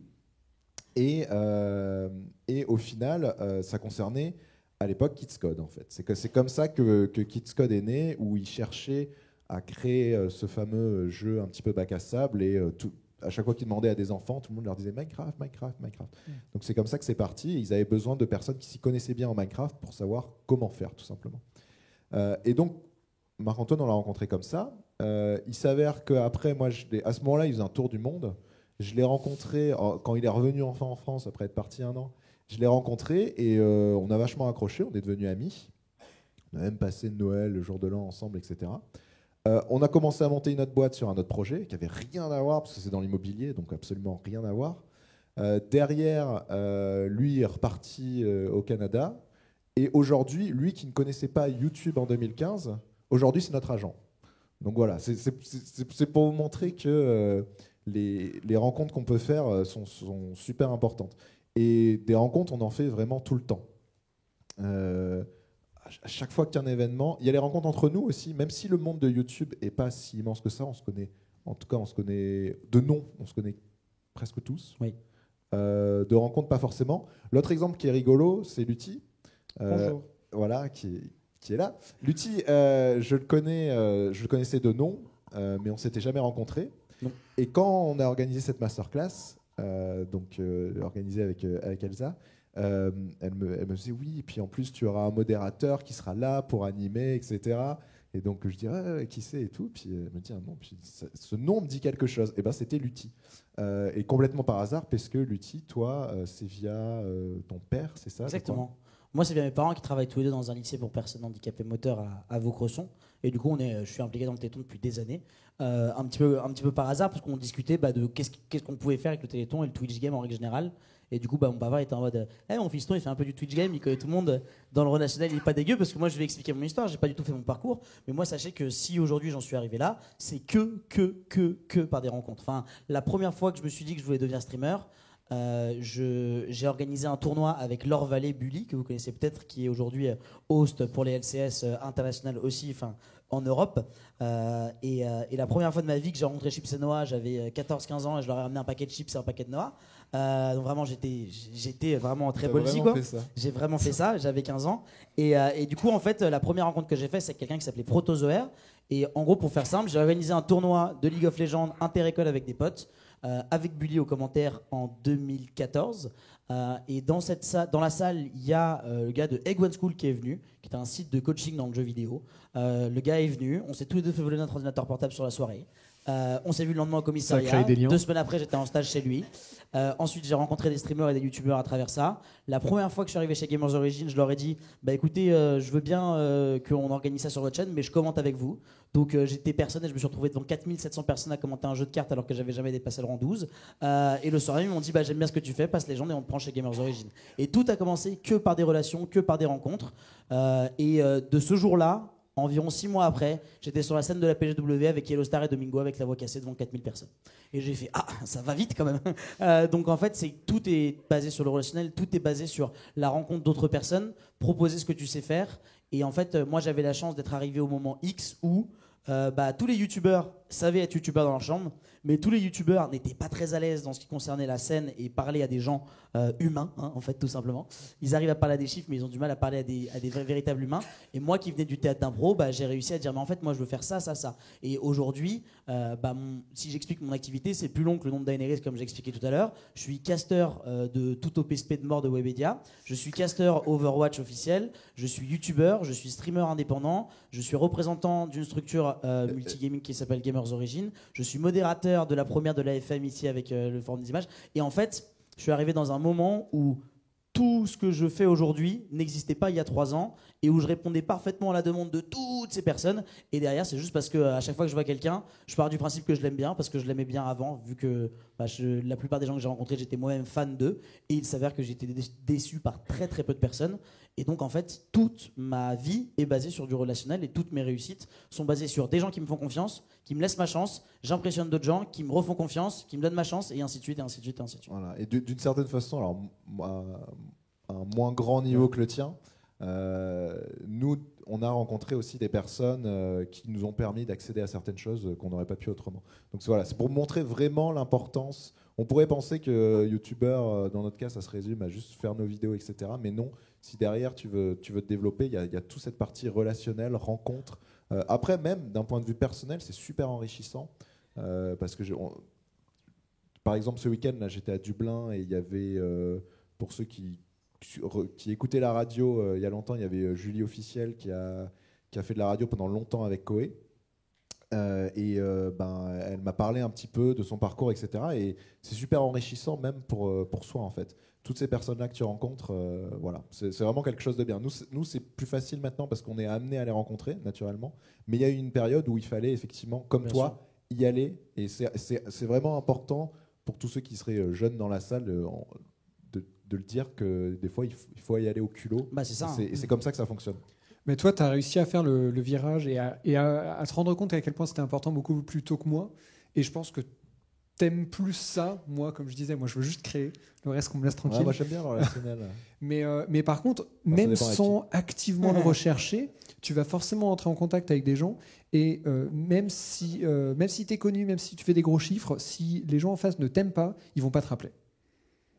Non seulement c'est important de faire du bon boulot, mais c'est vraiment important d'être sympa, quoi. On se connaît tous, c'est une petite famille. Et être pro, bien sûr, il faut être pro, mais parce que c'est tellement un milieu désolé pour le mot, mais de branleurs parfois, que dès que t'es un petit peu plus pro, on fait waouh. Ouais. Il est arrivé 10 minutes en retard seulement. Déjà, waouh. Ça, c'est quelque chose, c'est vrai, qui m'étonne. Alors, c'est un souci avec le monde des youtubeurs, c'est que beaucoup sont nés dans leur chambre et ne sont pas forcément passés par la case monde professionnel. Quand je dis monde professionnel, c'est le travail traditionnel salarié avec un patron. Et du coup, il y en a beaucoup qui n'ont pas ces notions que tu apprends où tu peux pas. Enfin, des fois, il faut se comporter de façon pro. À partir du moment où tu es dans un monde professionnel, il y a des fois, tu peux déconner, faire ce que tu veux, et il y a des fois où il faut se comporter de façon pro. Et il y a ce souci-là dans le monde de YouTube où il y en a beaucoup qui n'arrivent pas à trouver la limite, qui ne savent pas quand est-ce qu'il faut se comporter pro ou pas. Et c'est vrai que c'est des choses qui m'ont étonné où des fois, moi, ça m'est arrivé. Pour une OP ou quelque chose comme ça, je me présente et au bout de 5 minutes, le mec est super impressionné alors que j'ai juste dit bonjour, oui, ok, on fait ça avec un cadre minimum. Et on s'aperçoit que c'est super important de l'être parce que derrière, ça ouvre plein d'opportunités aussi. Surtout, j'essaye de trouver des exemples d'opportunités qui m'ont été ouvertes, mais toi, tu auras des. Moi, tu as tes plus gros exemples. Moi, j'en avais eu pas mal en voix off. Moi, je suis acteur à la base, donc j'ai fait pas mal de voix off. Et à la base, on m'a donné un contact. On m'a appelé une fois. Et maintenant, j'en fais régulièrement parce que eux, ils ont bien aimé mon boulot, ils ont bien aimé ma façon de faire les choses. Donc, quand quelqu'un leur a demandé une recommandation, ils ont donné mon nom, etc. Et ça fait boule de neige. Quand on présente bien, quand on fait du bon boulot, ça a des effets un peu exponentiels au fur et à mesure. Ouais, moi c'est vraiment de l'expérientiel à chaque fois, de la rencontre avec des nouvelles personnes. Et année 1 de la PGW, on m'appelle pour faire animateur, co-animateur. Et puis année 2, il y a des gens qui ont entendu parler. Et en fait, il y a beaucoup de gens dans le milieu, c'est très... je vais utiliser un mot que je ne dois pas utiliser encore, mais bon, c'est très consanguin, quoi. Tout le monde connaît tout le monde, en fait. Tout le monde se connaît vraiment. Et quand vous parlez à une personne, vous vous rendez compte, en fait, tu connais lui. Ah, mais moi aussi, tu sais que je l'ai rencontré il y a 4 ans, j'ai fait un truc avec lui, j'ai fait un truc avec lui. Et en fait, on est dans un milieu qui se show business un petit peu et qui se côté où tout le monde commence à connaître tout le monde. Et si tu. Un peu comme à la télé, moi, je me rappelle, j'ai fait 5 ans d'études. J'ai fait 4 années de Discom, donc une année d'une école de communication et de branlette intellectuelle un peu chère, et une année de sub de pub. C'est pareil, mais encore plus cher. Et en gros, j'ai fait beaucoup de stages. J'ai fait des stages à la télé, à la radio, pour me rendre compte que c'était dur à la télé et à la radio si tu n'avais pas vraiment des très bonnes connexions, si tu n'es pas le fils d'un tel, ou si tu n'as pas été mis en avant par quelque chose, tu vas très souvent attendre 25-30 ans avant de pouvoir faire du contenu. Et moi, je voulais faire du contenu, je voulais animer tout de suite, en fait. J'avais pas envie de devoir passer par la case production avant de pouvoir avoir le microphone. Et du coup, je suis allé à la PGW, j'ai vu Chips et Noah, j'ai vu Ponfétude, et je me suis dit, mais c'est ça que je veux faire. Moi, c'est Iron Squid. Moi, j'étais à Iron Squid 1, Iron Squid 2, qui sont des événements qu'on maintenant... y en a un qui était en 2012 et l'autre qui va être en 2010 ou 2011. Ouais, et il y a là, il y a quelques jours, je ne sais pas si vous le savez, mais à la Défense, il y avait les championnats du monde de Overwatch. Et moi, j'étais sur scène, j'ai animé, j'ai commenté. Et le soir même, je vais dans un bar. Et qui c'est qui me dit bravo, c'est Chips, Tude, Ponf et Noah. Et en fait, tout ce milieu-là est très, très. Tout le monde se connaît. Et c'est pour ça que c'est aussi très important d'avoir des bonnes relations avec tout le monde. Tu déconnes avec un gars, pas dans le sens déconner, mais vraiment, tu fais une crasse à quelqu'un, tout le monde en entendra parler et ça ne sera pas bien. Au contraire, tu sauves toutes les scènes nulles de gens, on te rappelle. Et donc du coup, cette année, pour la PGW, j'ai reçu 24 mails. Parce que ils savent que même si le projet est nul sur scène, on arrive à faire quelque chose de correct. Et j'ai envie de dire pour tout et n'importe quoi. Parce que mais dans tous les domaines, c'est comme ça. Par exemple, moi, il y a des youtubeurs avec qui j'avais jamais échangé. Ça m'est arrivé qui m'ont demandé mon contact et tout. C'était pour des conseils sur des contrôles fiscaux. Donc tu vois, D'ailleurs, tu fais quoi ce soir? Non, mais c'est assez rigolo. C'est pour montrer que les messages passent. Et pareil, tout ce qui est boîte de production, etc. On sait avec lesquels il faut bosser, avec lesquels il ne faut pas bosser. Parce qu'il y a eu des mauvaises les boîtes de prod. Ouais, enfin, il y en a une malheureusement, malgré avoir lancé le message pendant longtemps. Certains ont continué à travailler avec. Les networks, tu en avais parlé. Les networks, il y en a qui ont été fuis par tout le monde. Ouais. On a compris en fait que tout le monde les a. Ouais, c'était surtout une boîte. Enfin, c'était pas un network, mais une boîte. On ne citera pas de nom évidemment pour éviter des problèmes. Mais si vous tapez procès YouTube, vous tombez dessus. Il n'y a jamais eu de procès, mais ouais, il y a des choses. Non, mais je vais prendre un autre exemple pour montrer à quel point. Un dernier exemple et après on passera à la suite pour montrer une petite histoire rigolote pour montrer à quel point le monde est petit. C'est il y a très longtemps, 2014-2015, j'avais fait une OP. Pour un client. Déjà invendu à cette époque-là. Déjà invendu. Et on avait négocié le truc et tout, je l'avais fait et ils m'ont jamais payé. Et malgré mes relances, ils faisaient le mort, ça répondait pas. Et il s'avère que cette boîte est associée à. Enfin, bon, je pense que je peux dire le nom de la boîte. C'était Gameloft. Ils m'ont jamais payé. Alors, à l'époque. Et derrière, moi qui avais beaucoup de relations avec Ubisoft, une fois j'en ai parlé comme ça, je sais plus à quelle raison, je crois que je parlais avec un autre, je lui dis écoute, essaye pas de faire des trucs avec Gameloft, des fois ils te payent pas, ou ce genre de choses. Et Ubisoft en a entendu parler, et comme Ubisoft et Gameloft se connaissent un petit peu, un beau jour, je vais chercher mon courrier et qu'est-ce que je trouve dans ma boîte aux lettres? Le chèque du montant de l'OP qu'ils avaient fini par me faire payer. Tu vois, c'est des petits trucs comme ça qui sont super rigolos, mais qui montrent que des fois, il ne faut pas faire de la merde aussi, parce que le message peut être transmis rapidement dans notre milieu, parce que c'est petit. Mais donc, ils ont fini par me payer, mais apparemment, c'était un souci de la personne qui s'était occupée de ça, s'était fait virer entre-temps. Enfin bon, on peut chercher à comprendre plus loin.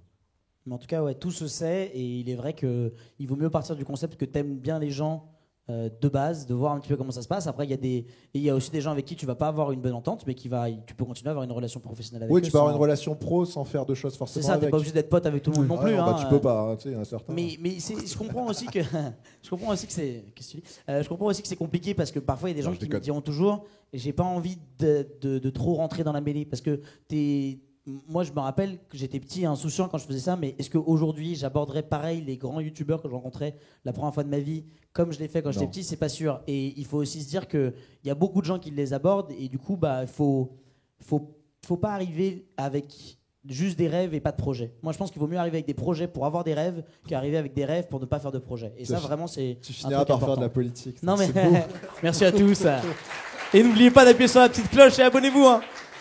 Non mais voilà, moi je pense que vraiment il vaut mieux avoir les épaules solides quand tu vas voir quelqu'un et te dire bon, je suis sûr de ce que je veux faire, ça marchera peut-être jamais mais au moins j'ai une idée, plutôt que de se dire j'ai vraiment envie de faire ça mais de pas avoir d'idée. Pour moi l'idée est au centre de tout et ensuite voilà. Donc on passe à la suite. Et du coup oui, on va. Vas-y. Et oui, on va faire l'annonce mesdames et messieurs et je vais vous demander de faire un tonnerre d'applaudissements pour Pierre Lapin s'il vous plaît qui va nous rejoindre et qui va venir prendre ma place parce qu'il va venir s'asseoir. Comment ça mon cher Pierre? Bonsoir, ça va très bien. Ça va ou quoi?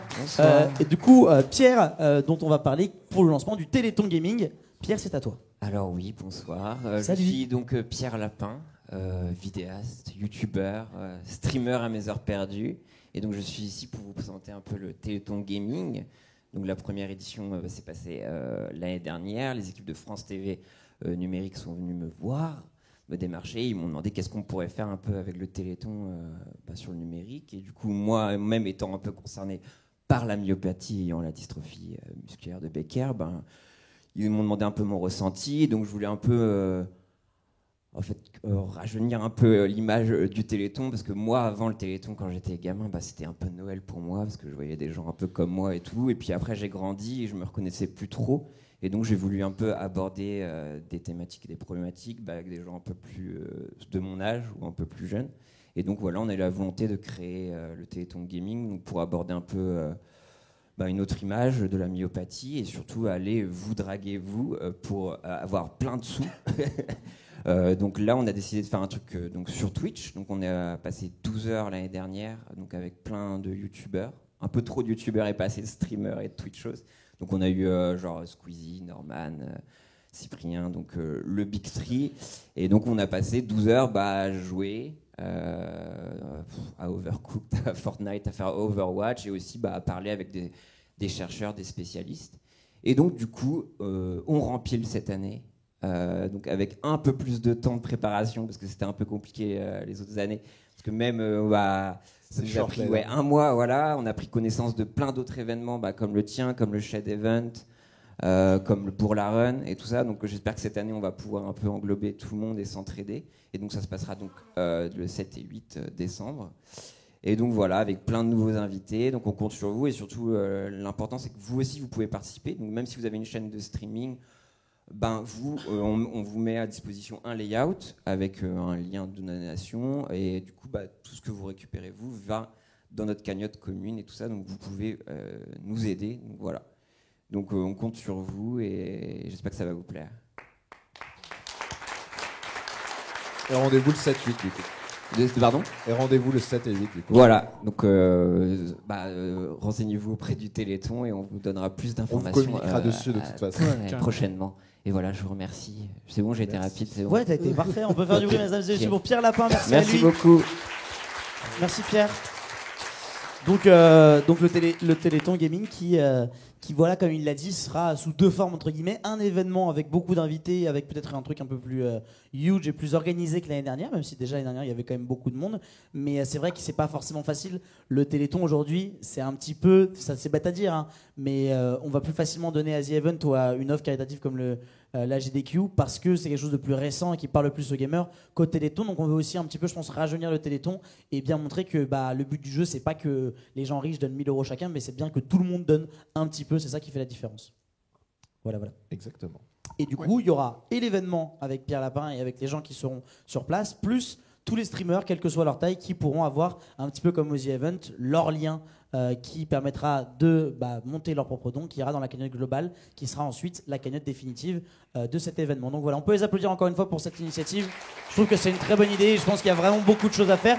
Et on peut une fois de plus prouver que la communauté Twitch est une communauté qui donne beaucoup et qu'on n'est pas que des geeks qui jouent à des jeux vidéo, mais qu'on est bien capable de tout simplement penser aux autres et être généreux quand il le faut. Voilà, plutôt que d'acheter des kebabs trop chers, d'accord? Ou des McDo à 15 €. C'est pas bon, prends pas de McFlurry, d'accord? Voilà. Je crois qu'on est parti pour la dernière phase, qui sont les questions. Les questions, quelque chose à rajouter. les questions, il nous reste 10 petites minutes pour on a les questions. 10-15 minutes pour les questions, donc c'est le moment. N'hésitez pas à faire des questions courtes, concises, et à n'en faire qu'une seule si c'est possible pour laisser du temps à tout le monde. Merci beaucoup.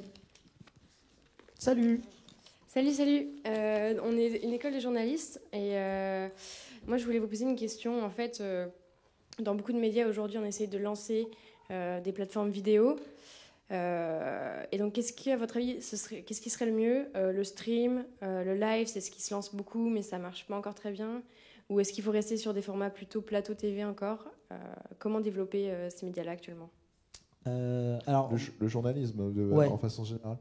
Moi qui fais tout petit peu de journalisme sur les events français de LoL Open Tour, c'est-à-dire que League of Legends cette année ils ont fait 7 événements qu'ils ont tagués un petit peu avec leur logo et je fais des vidéos qui ils ont 8000 abonnés, je crois. Ils sont près des 10 000 abonnés sur Twitter et ils font des reach excellents parce que on fait des vidéos, parce qu'il y a moi, mais c'est pas du tout ça. C'est surtout parce que le format de la vidéo est très punchy. Moi, je pense qu'aujourd'hui, le format, même si les vidéos sont pas tout le temps parfaites, mais le format brut, le format combini, le format vidéo courte, bien montée, qui va délivrer une information en 45 secondes à 1 minute 30 est un format qui marchera beaucoup mieux plutôt que de se balader en live en galère sur Facebook à demander à des gens inconnus dans la rue qu'est-ce qui peut se passer. Pour moi, les gens aujourd'hui n'ont plus le temps. Même si le lecteur Twitter est nul, il faut l'utiliser et il faut faire des vidéos d'une minute 15 minutes 30. Les live Facebook, ça se fait de moins en moins. Il y a plus de stream. De stream sur Twitch du coup ou directement sur la plateforme du site internet en question?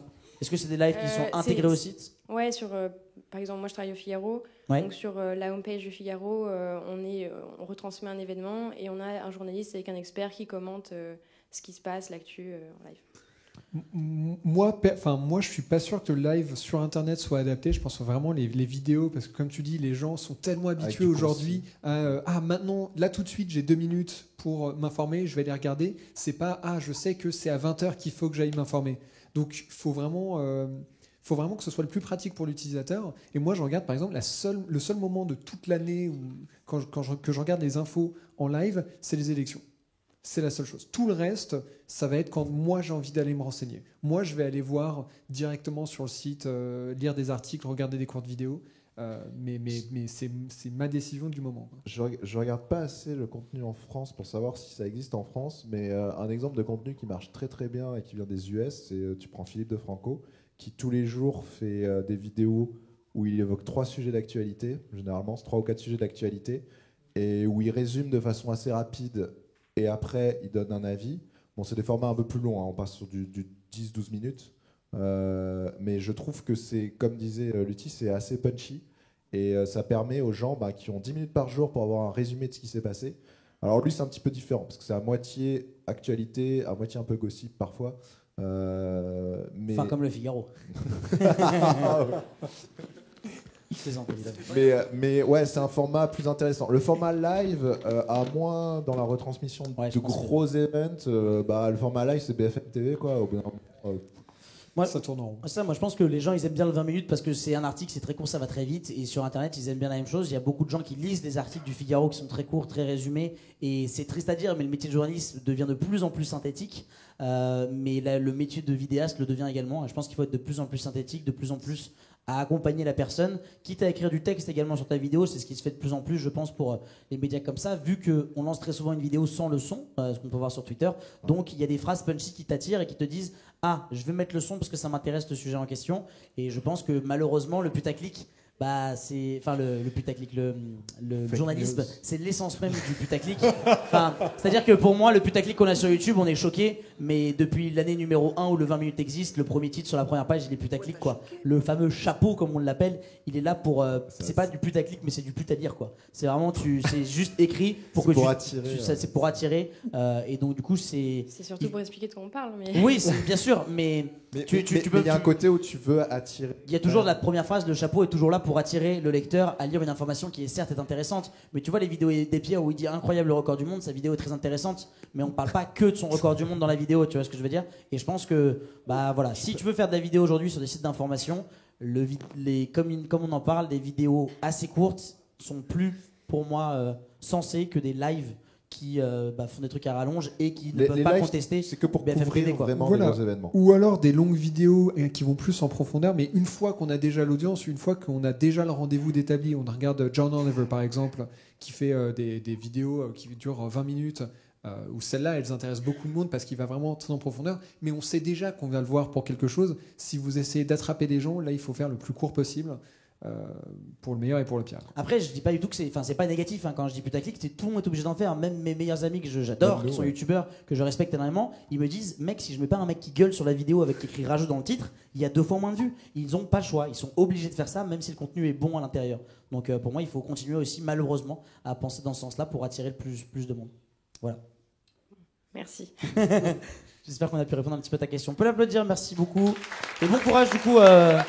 Quel que soit ton poste chez Figaro, et bon courage à tous les étudiants en journalisme. Bonjour. Bonjour. Bonsoir. Il y a 2 questions. Battez-vous. C'est la fight. Non, c'est bon. Question générale. On voit de plus en plus de vidéos sponsorisées par des marques et grosses entreprises, mais aussi on voit de plus en plus de chaînes YouTube engagées par des chaînes de télé, surtout côté jeunesse. J'aurais voulu savoir si vous n'êtes pas un peu inquiet que dans les années à venir, il y aurait beaucoup plus de chaînes qui à la base étaient à débarquer sur YouTube pour leur propre plaisir, soit au final des salariés pour des chaînes de télé, pour le business de la chaîne, et qu'au final soit juste des simples employés alors qu'au début ils étaient juste venus pour percer. Ça existe effectivement. Il y a d'ailleurs une chaîne qui s'était fait épingler pour ça. Je ne sais plus laquelle c'était. C'était pas en France, c'était aux US, je crois. Beam News, non, c'est ça, le truc qui avait été racheté par CNN. Non, un truc qui était, c'était un acteur, c'était Disney derrière, je sais pas trop quoi, enfin je sais plus. Mais oui, il y a ce risque-là. Après, on a un avantage pour l'instant. Enfin, on a 2 avantages. Est-ce qu'ils dureront éternellement? Je sais pas. De 1, la télé a vraiment du mal à comprendre comment YouTube marche. Elle a du mal à faire des vraiment pour essayer de travailler.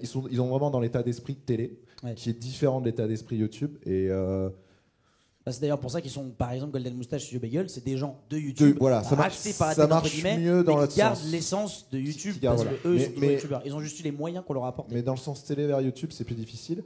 Et de 2, un avantage qu'on a pour l'instant, qui ne durera pas non plus éternellement, peut-être, c'est que si derrière de la télé fait des choses sur YouTube, ils ne peuvent pas faire n'importe quoi. Ils ont quand même le CSA derrière. On a eu l'exemple avec les recettes pompettes, notamment, qui s'étaient fait embêter par le CSA. Alors que c'était bien sur la chaîne YouTube. Chose que nous, pour le coup, on s'en fout totalement. Nous, le seul risque qu'on a, c'est YouTube ou Twitch. Twitch sont un peu plus chaud de la gâchette. Mais du coup, oui, il y a ce risque-là. Ça restera, je pense, quoi qu'il arrive, des formats qui sont différents. Il y a tellement d'espace disponible sur YouTube pour faire plein de contenus différents que c'est pas si génial que ça. Le plus gros problème, pardon, la voix qui part en vrille. Le plus gros problème que je vois avec la télé, on le voit de certaines façons, c'est que tu parlais des OP sponsors, etc. Mais il y a de plus en plus de choses qui sont borderline en termes de est-ce que c'est vraiment sponsorisé ou pas, qui ne sont pas forcément indiquées. On est dans une phase encore où il y a beaucoup de flou qui est présent et pour lequel, pour l'instant, la répression des fraudes s'en fout un peu. Donc c'est pas encore parfaitement structuré tout ça. Mais bon, voilà. Oui, je pense pas que la télé soit plus dangereuse que d'autres gros médias ou d'autres gros groupes. Il faut juste qu'ils s'adaptent et qu'ils changent un petit peu.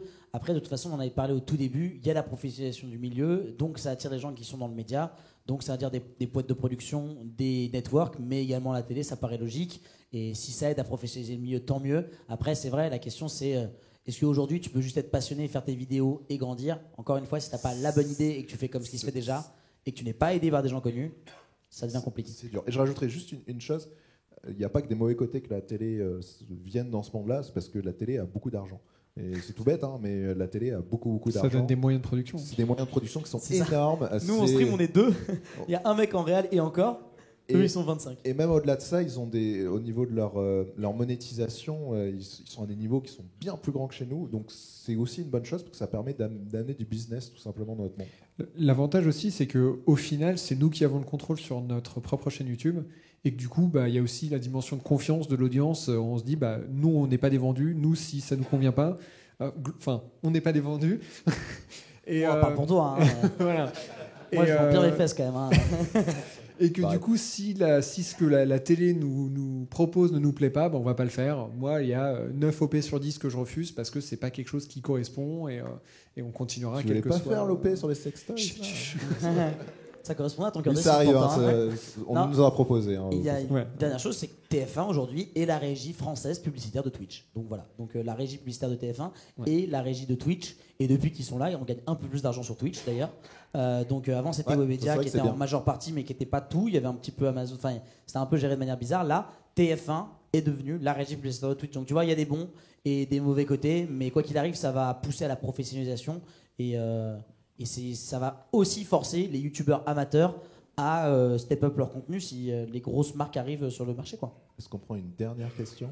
Une dernière. Merci à toi, on peut l'applaudir s'il vous plaît. Alors la personne qui parlait avant, oui, peut-être qu'il s'était coupé en cours de route, il est là. Salut. Oui, bonjour. Donc, moi je travaille comme développeur de jeux, je travaille chez Nadeo sur Track et compagnie. Et donc ma question était plus orientée par rapport de la perspective d'un développeur de jeu. Ce qui est intéressant, c'est que vous créez du contenu, et vous vous définissez comme créant du contenu, mais on top de quelque chose qui a déjà été créé, qui est un jeu. On ne crée pas du contenu, on saupoudre votre très joli contenu. Non, et c'est pas du tout pour dire genre le jeu fait tout. Au contraire, en fait, ma question était de savoir, vous, en tant que créateur de contenu, notamment sur YouTube, quels seraient, c'est peut-être une question un peu large, mais je vous la pose comme ça, quels seraient les critères les plus forts qui vous fait choisir un jeu, qui vous dit, ok, ça va être un jeu avec lequel je vais pouvoir travailler sur YouTube, c'est un jeu, soit parce que c'est un jeu qui est systémique et qui propose beaucoup d'événements, enfin voilà. Ça dépend du gratuit. Ouais, c'est la question. Non, ça dépend du type de jeu. Ouais. Que ce soit Bill ou moi, on a démarré sur Minecraft, donc dès qu'un jeu a avoir une certaine profondeur créative avec beaucoup de liberté, il va nous intéresser parce que je pense de base, on est curieux, on va vouloir exploiter le jeu. Il y a l'exemple de Minecraft, il y avait, je ne peux pas tous les citer, mais tous ces jeux-là, moi, je sais pas, tous les jeux qui font appel un peu à de l'ingénierie aussi, de la gestion, ce genre de choses. Donc après, ça, c'est des thèmes de jeu. Il y a ça d'un côté. En fait, tout dépend de la ressource que le jeu peut nous proposer. Après, on aime aussi les jeux qui se font en one-shot, un jeu où tu vas passer 50 heures, une fois que tu as fait tes 50 heures de jeu, tu vas le finir. Pour moi, il y a deux façons de voir, en tout cas sur les vidéos gaming qu'on fait. C'est soit les jeux purement créatifs, où on va essayer d'amener le maximum de création de notre part, donc des jeux qui laissent beaucoup d'ouverture, soit des jeux un peu plus guidés, et dans ce cas-là, notre travail se résume plus à de l'animation ou juste de la détente, mais plus de l'animation, plus que le genre de choses que peut faire l'outil, où on va plutôt tenter de faire rire les viewers par rapport à la façon dont on aborde le jeu. Et donc voilà. Moi, c'est purement le côté stratégie, simulation, créatif qui m'intéresse. Et de toute façon, le premier critère pour moi, c'est est-ce que le jeu me plaît. Si le jeu ne me plaît pas, je suis pas la bonne personne pour le mettre en avant. Et après ça, moi, il y a plein de jeux que je vais tester qui juste, je me dis, ça passe pas, c'est trop lent, je vais me retrouver à faire des ellipses de 3 heures entre deux moments intéressants. Et puis, il y a certains autres jeux que j'ai envie de garder pour moi aussi. des jeux plutôt aventure. Moi, pour le coup, c'est les Assassin's Creed que toi, tu fais en vidéo. Non, moi, mais je les garde pour moi, ceux-là. C'est une maladie, entre guillemets, qu'on a en tant que youtubeur.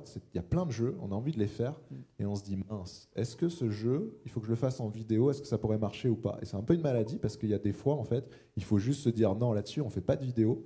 On le fait juste pour nous, parce que de 1, ça va permettre de poncer le jeu. Hein. Ça m'est arrivé de faire des fois, de me dire, pendant 5 jours, je me pose et je fais... par exemple, récemment, j'ai fait The Witcher 3, ça faisait longtemps que je devais le faire. Je l'ai poncé à coup de 10 heures de jeu par jour. Donc là, je dépassais mes plafonds et puis c'était pas du tout pour le taf. Mais ça fait du bien, voilà, des fois de jouer pour soi et surtout en faisant des vidéos, surtout notamment les jeux d'aventure. Alors en vidéo, ça passe encore, mais en stream, c'est horrible parce que tu as les viewers qui sont tout le temps là, ouais, mais tu devrais faire ça comme ça, ou qui te spoil ou ce genre de choses. Donc il y a certaines fois. Ouais. Moi, pour le choix du jeu, c'est assez différent des deux personnes autour de moi parce que pour le coup, je suis plus jeune et j'ai quand même joué à beaucoup de jeux vidéo solo. Mais à partir de Call of Duty 4, pour moi, je me suis mis à jouer au PC et en fait, ce qui m'a intéressé, c'est la compétition. Et moi, j'attends le jeu qui me donnera la possibilité que, comme quand j'étais petit, je faisais du ping-pong, que je puisse m'entraîner sur ce jeu et qu'une fois par semaine, j'ai envie de gagner un tournoi, même si c'est à mon niveau. J'attends le jeu qui va arrêter de dire que c'est de l'e-sport et pas faire d'e-sport pour tout le monde et faire qu'une scène professionnelle. Moi, j'ai ensuite été connu sur Hearthstone, donc il y avait déjà aussi ce concept, pour le coup, de je veux battre l'adversaire, mais avec énormément de temps où tu parles, parce qu'il y a 1 minute 45 par tour, et Hearthstone, c'est pas le jeu le plus actif, donc c'est un peu plus de la radio libre. Et ensuite, maintenant, je joue à Overwatch, et en fait, quel est le critère pour que je me mette à jouer à un jeu? C'est bête, hein, mais c'est que ma bande d'amis se mettent à jouer à ce jeu-là. Parce que moi, ça fait aussi des années, j'ai joué à League of Legends pendant très très longtemps, et jamais je lançais League of Legends, j'arrivais dedans, je voyais aucun copain connecté, je déconnectais. C'était toujours comme ça. J'avais jamais cette notion de partir en jeu compétitif tout seul. Donc du coup, moi, je cherche plutôt le jeu qui réussira à m'emmener dans ce que j'ai appris avec le sport classique, à savoir je m'entraîne pour le fun et je joue au jeu, et une fois de temps en temps j'ai un rendez-vous compétitif qui me dit que même si je vais pas gagner 15 000 balles, même si je vais pas être passé en stream, je vais avoir gagné et qu'il va y avoir un intérêt en plus de gagner. Et là, le jeu qui me mettra ce mode compétition pour tout le monde, quel que soit le niveau, et qui arrêtera de faire que la scène pro et qui dira que quel que soit ton niveau, tu peux compétiter à un petit niveau, je pense que c'est le jeu sur lequel je serai le plus investi. Et après, évidemment, c'est quels jeux sont en top de Twitch, hein, tout simplement. Quel jeu fait des vues, parce que quand tu commences et que tu es petit sur Twitch, moi je fais en moyenne entre 300 et 1000 en gros quand je stream sur ma solo, parce que j'ai jamais eu beaucoup d'implications sur mon stream solo. Je vais automatiquement faire les jeux du moment. Trackmania, on peut y jouer, il a fait beaucoup d'audience au moment où il y a eu l'event de Zerator, mais des jeux comme Fortnite, des jeux comme Overwatch vont pour moi être... Tu fais du Fortnite toi du coup? J'en ai fait très peu, j'ai dû jouer 25 ou 30 heures au total. Mais par contre j'anime beaucoup de choses et je commande du Fortnite, donc je me sentais un petit peu obligé d'y avoir joué. Mais j'ai jamais fait une seule vidéo Fortnite sur ma chaîne YouTube. Et il y a des clips qui passent parfois dans les best-of, tu vois, parce que tu fais un truc. Mais ouais, c'est vrai que Fortnite, typiquement, c'est rigolo parce que là, il avait tous les critères, mais c'était trop. C'est en mode, c'est trop, c'est too much. Là, c'est d'un coup trop de gens qui s'y mettent, trop de hype et trop le côté je joue à Fortnite pour jouer à Fortnite. Pourtant, le jeu était bien. Et après, comme ils ont dit tous les deux, le jeu, quoi. Genre, si t'aimes bien jouer au jeu, c'est la base, évidemment. Tu vois, je vais rarement me forcer à jouer à un jeu vidéo, même si c'est le jeu le plus connu. Je vais l'essayer. Si j'aime pas, je vais pas chercher à aller plus loin. Et voilà, et du coup on va s'arrêter là, puisqu'on a déjà dépassé un petit peu le temps. Merci à tous du coup. Merci à tous. Merci beaucoup. On est désolé de ne pas avoir pu répondre évidemment à toutes vos questions. On espère que vous avez passé un bon moment et que vous en avez appris de nouvelles choses. On tient à remercier du coup l'AFM, on tient évidemment à remercier Mickaël et toutes ses équipes. Et on vous rappelle qu'avec votre téléphone portable, vous pouvez faire un don de 5 €. Hein, et que si tout le monde fait un don de 5 €, c'est plus qu'une personne qui fait 1 000 €. Donc n'hésitez pas, on compte sur vous. Ouais. Quel hype. Merci beaucoup à Bill, merci beaucoup également à Emric. Et je crois que tu veux dire un petit mot, mon cher Mika? Non? Tu veux nous dire un truc en... Un tout petit mot que j'ai oublié. Donc, rendez-vous aussi pour tous les fans du jeu vidéo le mois prochain, le 18 octobre, pour une rencontre avec David Cage du studio Quantic Dream, pour tous ceux qui aiment ou qui connaissent le jeu Détroit. Voilà, j'avais oublié de le dire. Alors, ne bougez pas, on va faire un selfie avec toute la salle. Alors comme c'est pas plein partout, levez-vous et écartez les bras un maximum. Voilà, c'est cool. Et on va faire du coup un petit selfie général. Merci à tous encore de votre présence. On espère que vous avez passé un bon moment.